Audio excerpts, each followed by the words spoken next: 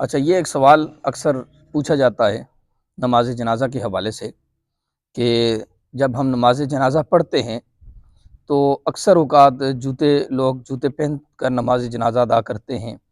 اکثر لوگ جوتے جو ہے نا آگے پیچھے رکھ کے نماز جنازہ پڑھتے ہیں۔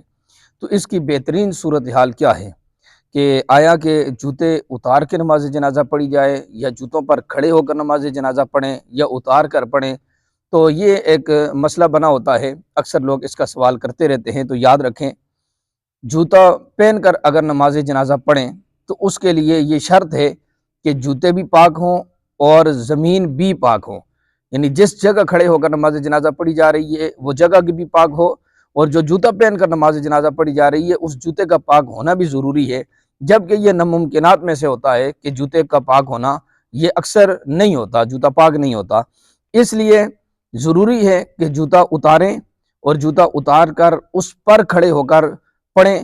تو جوتے کے تلے اور زمین کا پاک ہونا ضروری نہیں ہے، یعنی یہ دو چیزیں الگ الگ ہیں کہ اگر آپ جوتے کو پہن کر پڑھیں گے تو پھر جوتے کا پاک ہونا بھی شرط ہے اور زمین کا پاک ہونا بھی شرط ہے۔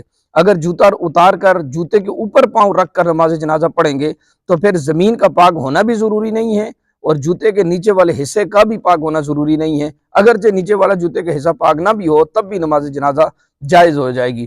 اس لیے امام احمد رضا خان فاضل بریلوی علیہ رحمہ کو یہ سوال کیا گیا تو اس سوال کے جواب میں آپ فتاوی رضویہ شریف میں فرماتے ہیں کہ اگر وہ جگہ پیشاب وغیرہ سے ناپاک تھی یا جن کے جوتے کے جو نیچے والا حصہ ہے وہ ناپاک تھا تو اس حالت میں جو جوتا پہنے ہوئے نماز پڑھی تو فرماتے ہیں ان کی نماز جنازہ ادا نہیں ہوگی۔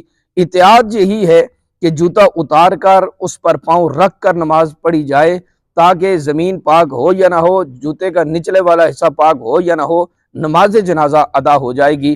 یہ انتہائی ضروری مسئلہ ہے۔ اللہ پاک ہمیں سمجھنے کی توفیق عطا فرمائے۔